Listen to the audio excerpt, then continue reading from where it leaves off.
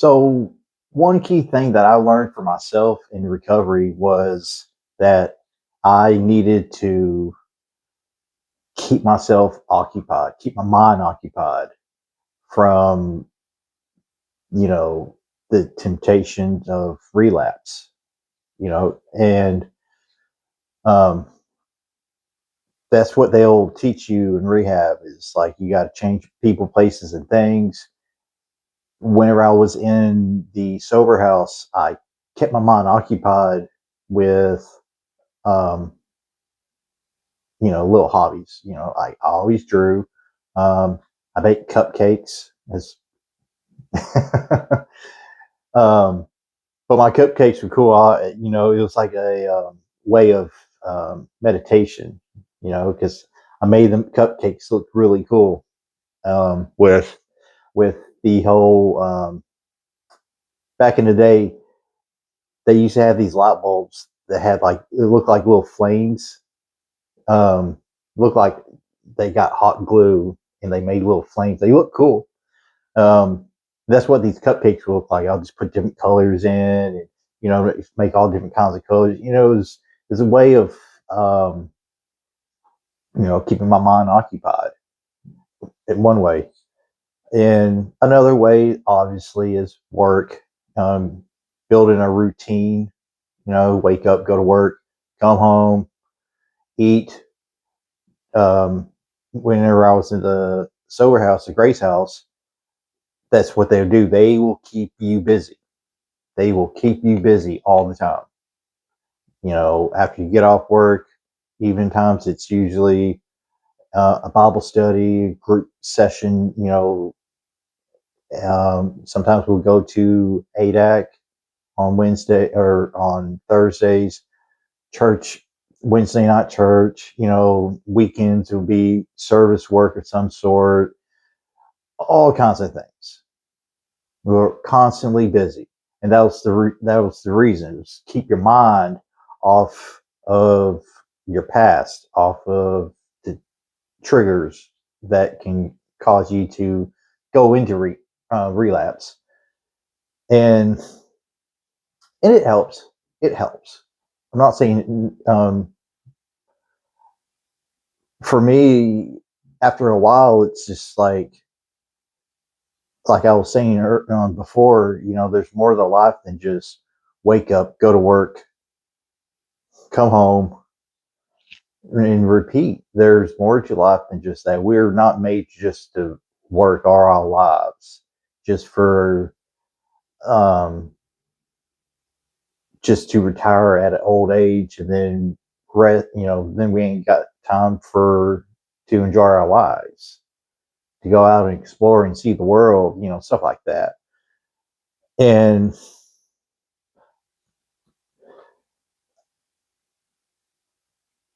I started,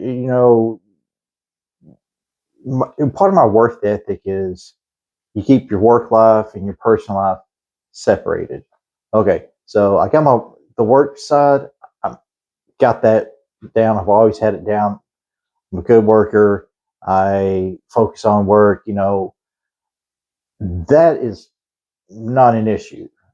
What my issue was, what do I want to do on my downtime when I ain't got nothing to do?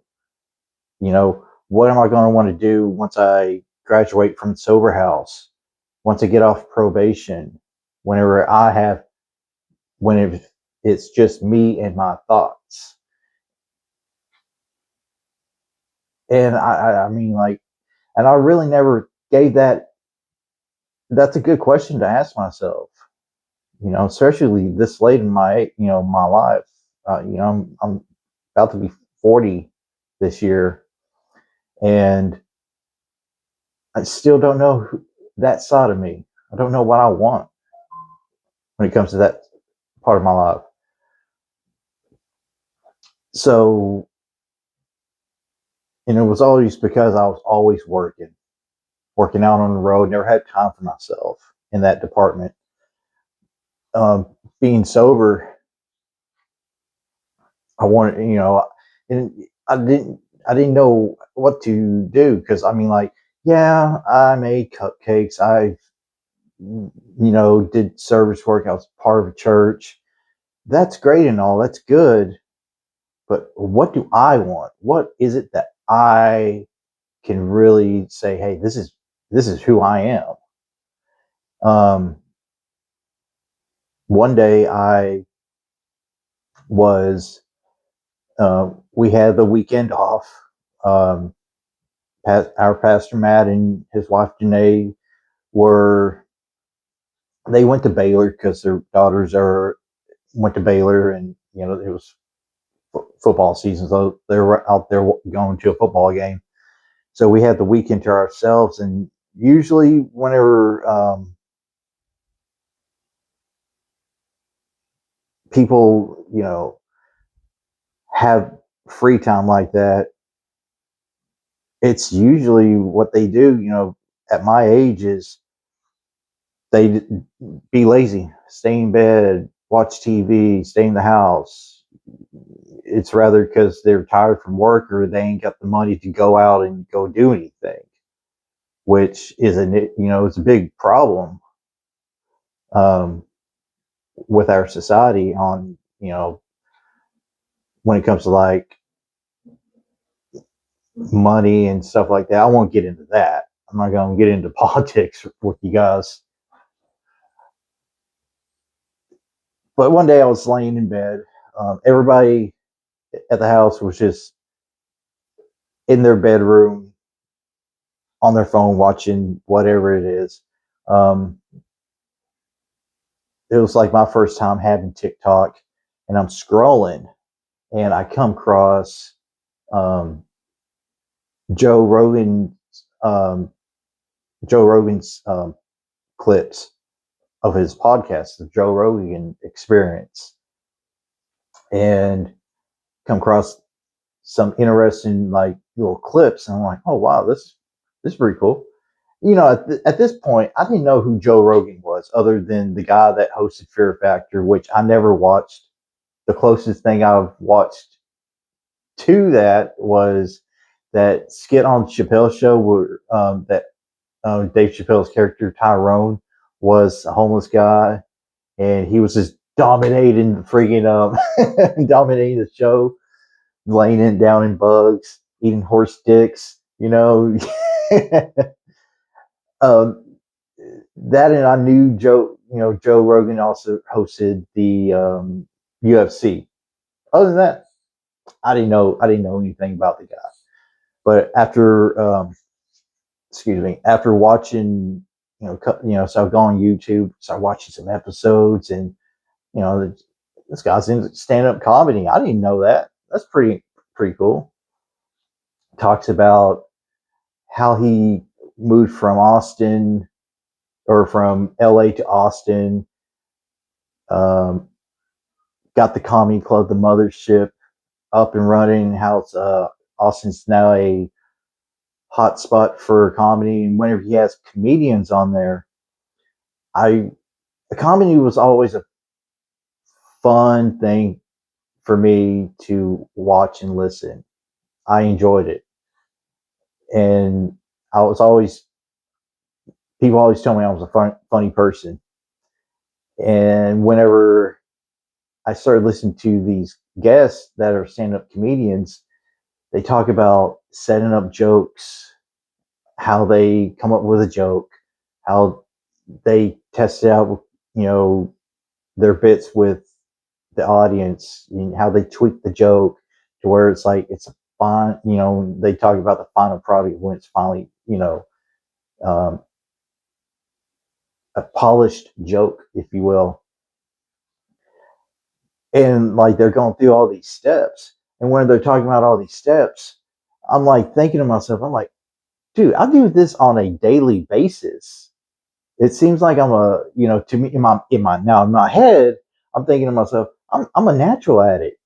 When it comes to, for example, whenever I was working at Red Lobster, say something funny happens to me on the way to work, I will go to, um, I'll start with going to my manager, just sitting there, when I first get there, tell you know tell him what happened, and then if it gets some laughs, all right, cool. And then I'll start working, my way into the kitchen, talking to the cooks and the people that preps the food, tweaking the joke around a little, get some more laughs. Sometimes, okay, maybe I should just leave that part alone, just work on this part.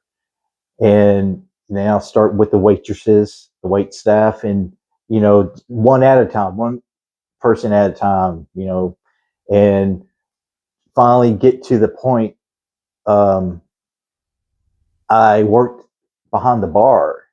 And now this place was always fucking slow. It wasn't like it was a mad rush all the time. Every couple of weekends we'll get, somewhat of a rush, but the place was always dead, it seemed like. Well, there's this girl that always came in every weekend. She was a regular. She always sat at the bar, had a couple of drinks, and now the bar was like my stage and she was my audience. And all day I'm practicing this joke. I'll sometimes work a double shift. So I had all day to practice, some of these bits that I came up with. And I'll, try them out on her. She was the main test. And man, there be days where I'll just be murdering these jokes, and there'll be some other guests there too. There'll be, they'll be part of the audience. And, don't get me wrong, some days I'll bomb the jokes, I'd just rather, she didn't get the joke, or I wasn't I wasn't delivering, or it's just a bad joke overall. To where, like, sometimes she would be like, I'm gonna go ahead and go. It was like, oh yeah, it was because I was bombing, basically. But I do that on a daily basis, not just there, but like everywhere, all the time. And I started thinking to myself, why does it seem like I can do something like that? Why does it feel like I want to do something like that? Why am I now obsessing over this? Because the more I obsessed over it, it seemed like the universe was just like telling me, do it, dude. You will have fun with this. This is so up your alley. And every time when I think about it, like, I mean, like just now, I got a little chill go up up my side right here. It's always this side for some reason. Well, chill will just go up. It's just like the universe is like on that side of my shoulder telling me, hey, do this. Do it, man. You will go in that direction. You will have fun. You will enjoy your life. And so I started, taking a big interest into it. Um, I have no experience at all. I'm not familiar with public speaking. The most I ever done was speaking in front of crowds at AA meetings and at, when I was in rehab. So I have zero experience, but I feel like I said, I feel like this is something that will be fun and it's a healthy thing for me. And not to mention, instead of just focusing on work like how most people are, including myself, how the world has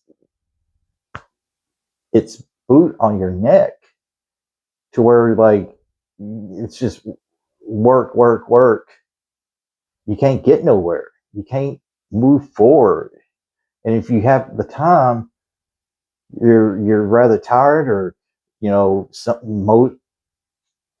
most people have kids. They got adult responsibilities. Me, I don't have no kids, so I should be taking advantage of this opportunity of having no kids and being having no distractions. Like, and so I started setting these little goals. Now I wanted to go out there and do comedy. It'd be fun, but I can't just like, okay, I want to do comedy.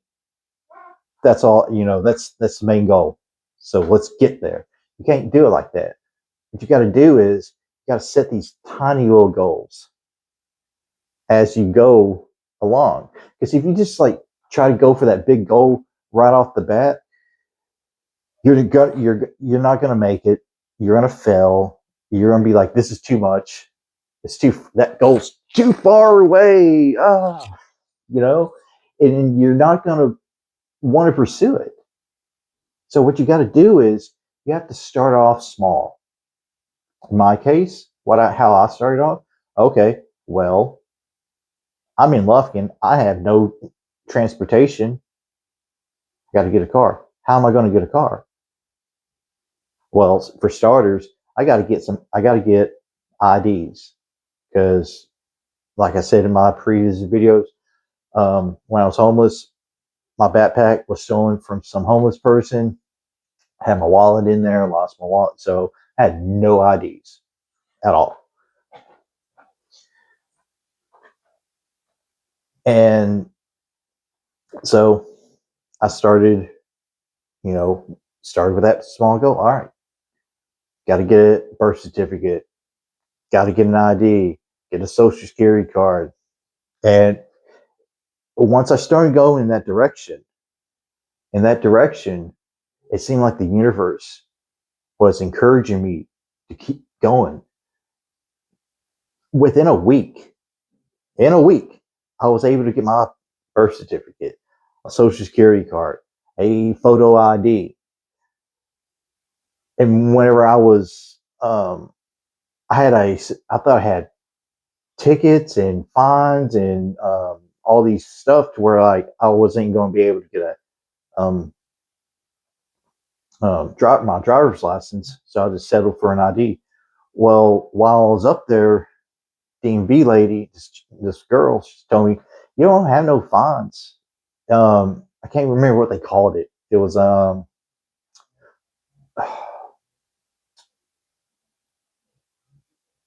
forget. It was like some kind of like it was.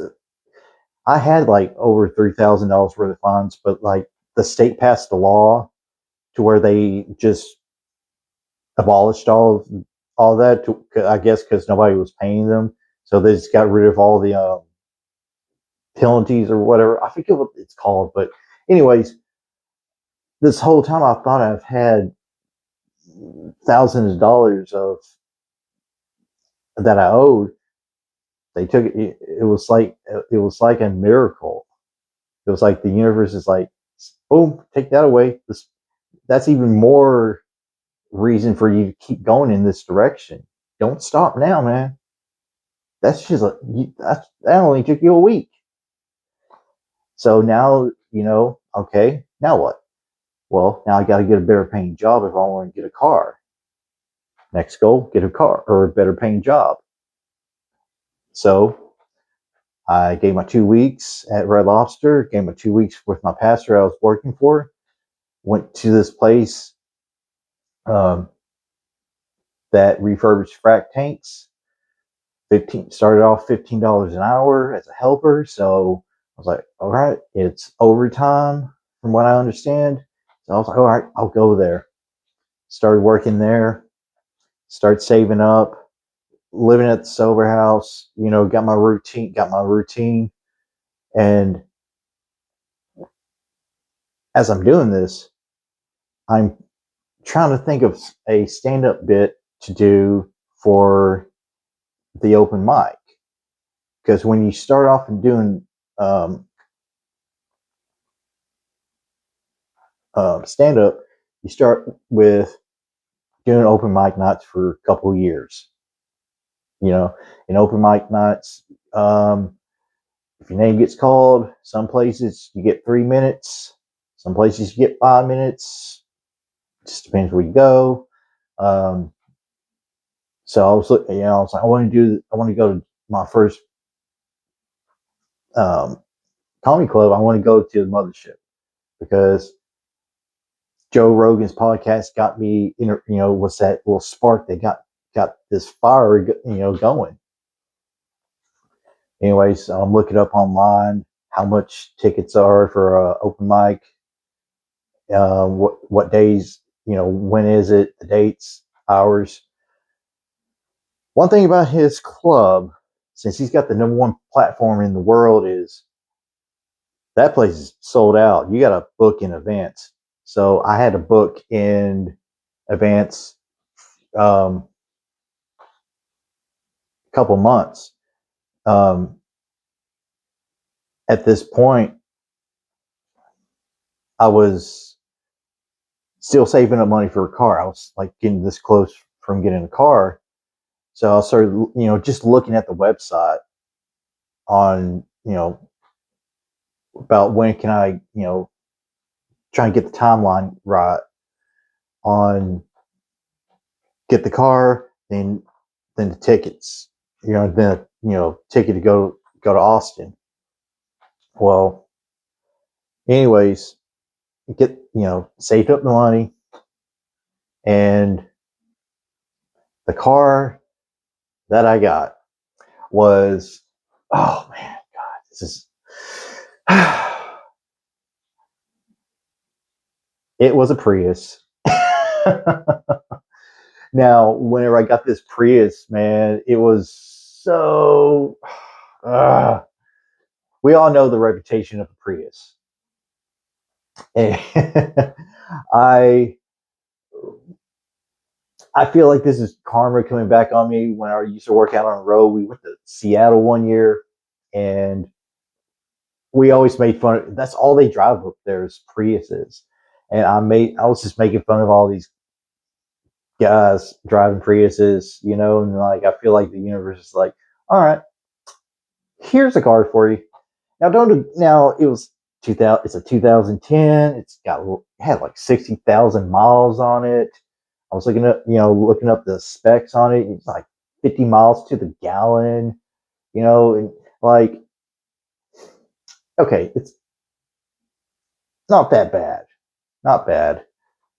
It's gonna be a hard sell to tell my friends about this, though. I remember whenever I finally got the down payment for the car, the night before I got the car, I was telling guys at the sober house, it's like, yeah, man, I'm about to go. I'm going to get my car tomorrow at lunch.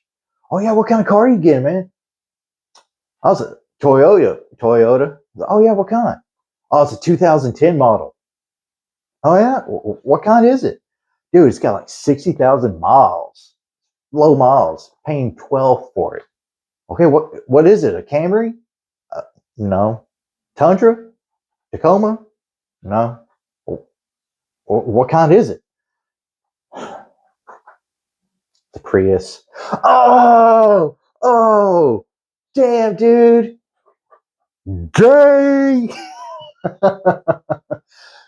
They were coming up with all these jokes, man. And, I'm just in my head, I'm just thinking to myself, I'm like, I probably had this coming. I had this coming. Roast me, do what you got to do.